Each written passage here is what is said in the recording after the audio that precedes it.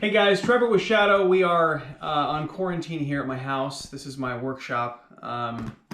So we're not in our usual boardroom environment. My wife actually is the camera lady, and she's got a cough right now. So that's obviously a little disconcerting given world events, but it also might mean that there's a little background noise. So please excuse some coughing. It seems appropriate, I guess, given what's going on in the world. Okay, so I thought we'd do something a little different. You know, this is an interesting time, and it has resulted in a lot of people who are new to the gun world going out and buying their first handgun.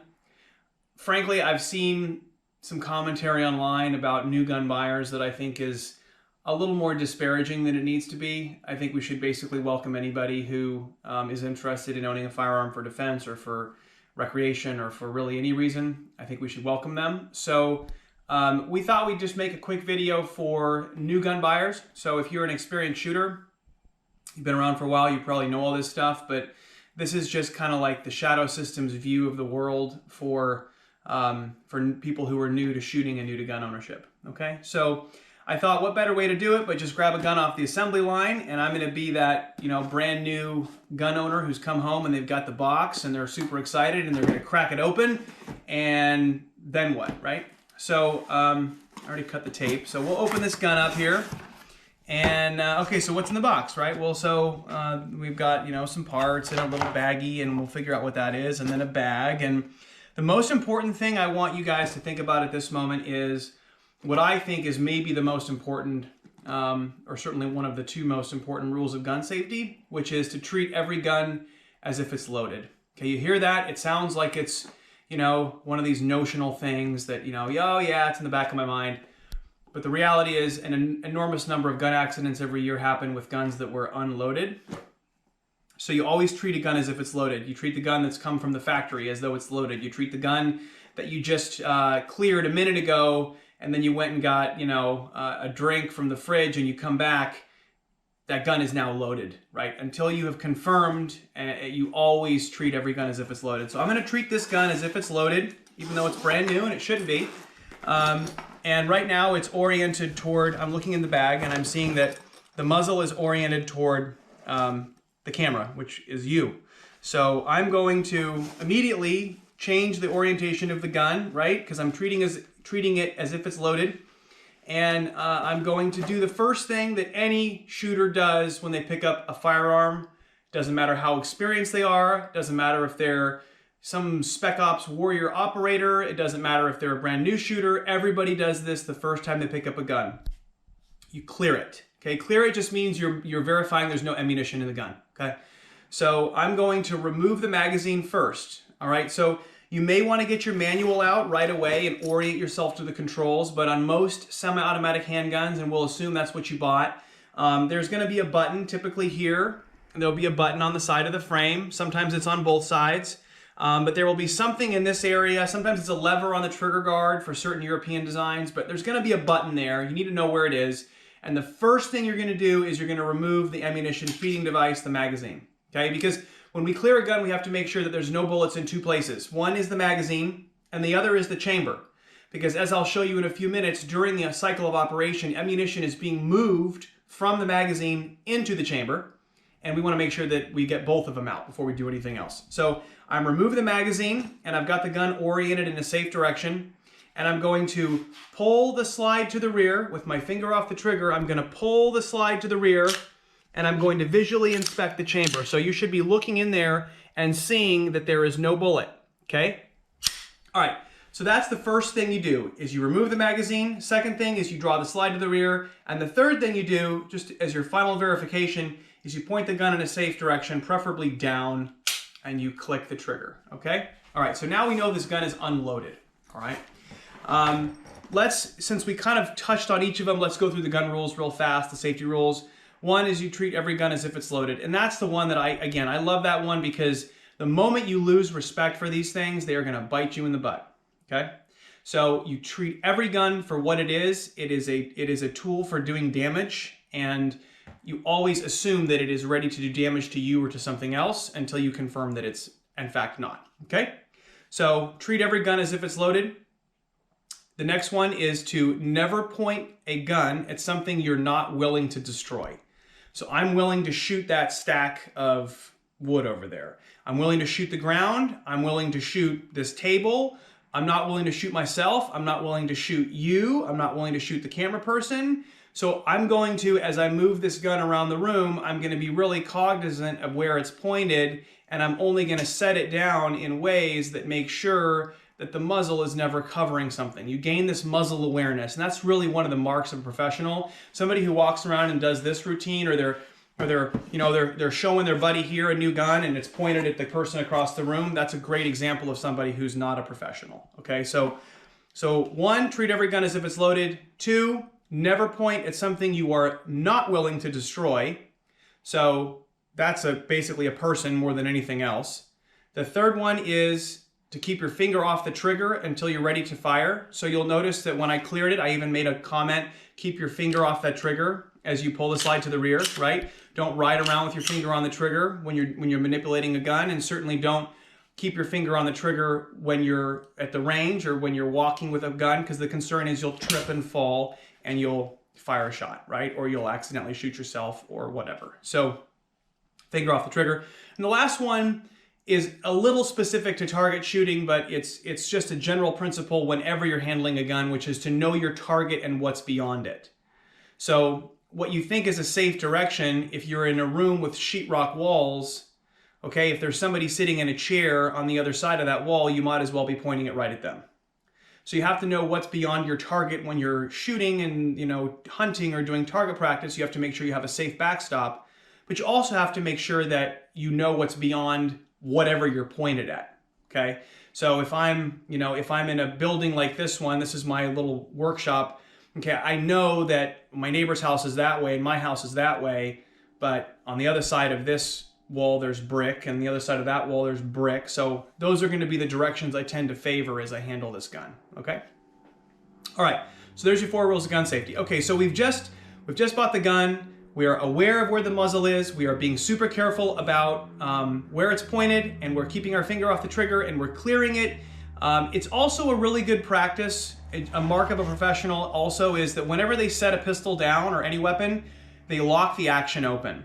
And it's a little bit of an awkward manipulation if you're new to this, but basically there's a lever here, which is the slide release lever, and that lever is what locks the slide to the rear after the last round is fired. And we'll go into this in a little bit, but after the last round is expended, the slide locks to the rear.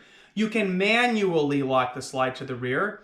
The way I typically do it, and it's gonna be difficult to see because I'm gonna do it my technique, but I apply upward pressure on the slide release lever with one finger. I just apply constant upward pressure with my thumb, and I just pull the slide to the rear. And that constant upward pressure sets the slide release lever into place. So now I can set this gun down. And that's a really good thing to do because it shows everybody in the room that this gun is unloaded, or it's presumed unloaded. You could theoretically have a loaded magazine in there, but in particular, if the magazine well is empty and the action is to the rear, you know the gun is rendered safe, okay? So when you set this gun down to read your manual, okay, why don't you lock the action to the rear when you set it down? All right, let's talk about the manual. So not all gun manuals are created equal. We went at it a little different. If you read the Shadow Systems manual, we talk about kind of not only the standard gun safety practices and the usual things you expect to see in a manual, but we also talk about the places where we've actually seen accidents happen, some of the more common causes of accidents. There are some little gotchas that people don't think about. One of the common causes of an accidental discharge is actually reholstering. So one of the most dangerous things you do with a firearm that's loaded is you put it in a holster because potentially you're sweeping parts of your body, which you shouldn't do, but it's possible, it's more possible. And also things can happen during pushing that gun into the holster that can, as an example, a shirt tail catches the trigger or your finger sticks in the trigger guard for a moment as you push it into the holster. That's the kind of thing maybe a new shooter wouldn't think about, that's a dangerous moment. But we try to highlight some of that stuff in our manual. So I would recommend that you do read your manual regardless of whether it's a Shadow Systems gun or not. That manual is going to have a lot of stuff in it. Some of it's maybe common sense, but a lot of it may not be. And you owe it to yourself to read that thing from front to back just to make sure that, there's not something very obvious that you missed that your common sense didn't just tell you about the gun, okay? So I would recommend you read the manual. I thought we would just also take a minute. I think having a good mechanical understanding of how these weapons operate, I think having that understanding helps you be safe, okay? It helps you understand why you both remove the magazine and pull the slide to the rear when you clear it. It helps you understand how a bullet could potentially be left in a gun and create an unsafe situation. So to kind of help facilitate that, I've grabbed a few dummy rounds. And I know this may be unfamiliar to you as a new shooter, but a dummy round is really just an inert bullet. They're used for training. They're used for action proving, meaning testing the cycling. And it's not an actual bullet. In this case, it's just a casing and a projectile. You'll notice in the back, there's no primer. That's a really key indicator. Unless there's a primer there, it cannot be fired. But these are rounds that I just made on a reloading press. You can also buy dummy rounds. Sometimes called snap caps or action proving dummies. But I'm going to use these to kind of explain how these systems operate so that you can see it in action a little bit, okay? So loading a magazine, all right, a lot of people have trouble with this when they first get a new gun and you see these struggles to try to get the bullet in. So I'm going to, again, use not a bullet, but a dummy round. And you don't push straight down from the top. You start at one end, the front of the magazine, you depress the follower, and then you slide it to the rear. You repeat, and this is where people start slipping and having trouble getting it on there, but you kind of roll that next round into position and then slide it to the rear. Roll that next round into position and slide it to the rear. And after you've filled your magazine up all the way, it's a good practice to tap the back of it. And we have, I think, a video somewhere on reliability, and we talk a little bit about loading the magazines. But this magazine is what is feeding the ammunition into the gun as it fires. So the first round must be manually placed into the chamber, manually cycled, and then all subsequent shots, the pistol cycles. It's an automatic or a semi-automatic. It is automatically placing the next round into the chamber to be fired.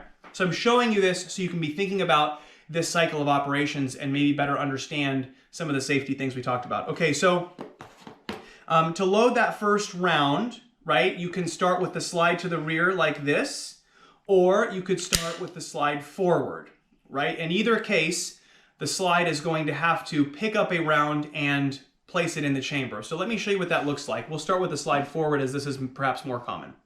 So I'm going to take my magazine and I'm going to insert it with the projectile facing forward into the magazine well. And you'll notice I firmly slammed it in place as I did so. So a common mistake is people don't set the magazine in all the way. You'll notice it didn't latch. And this is a common cause of malfunctions, okay? So we're going to get the magazine started and then pull the gun toward our hand and firmly seat it. Now I'm keeping the muzzle oriented in a safe direction throughout and my fingers off the trigger. All right? So now I'm going to cycle the first round into the chamber.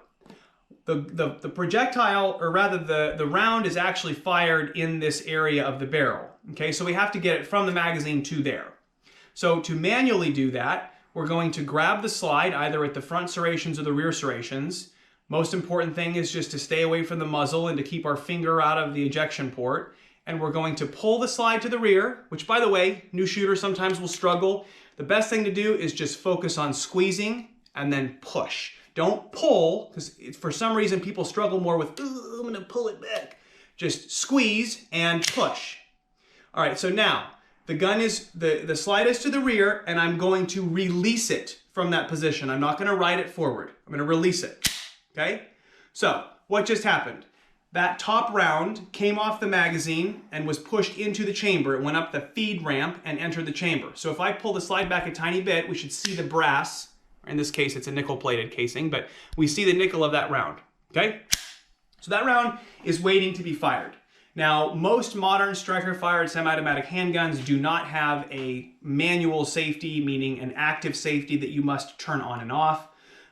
Most of the guns in kind of the modern world take advantage of a slightly longer, heavier trigger pull to more or less prevent accidental discharge. In the old days, with a manual safety gun like a 1911 or a high power, you had a short and extremely, on a relative scale, light trigger pull, and so you wanted to have a manual safety, right? Now we have this long trigger stroke and ultimately a heavier break with kind of a wall at the end of it.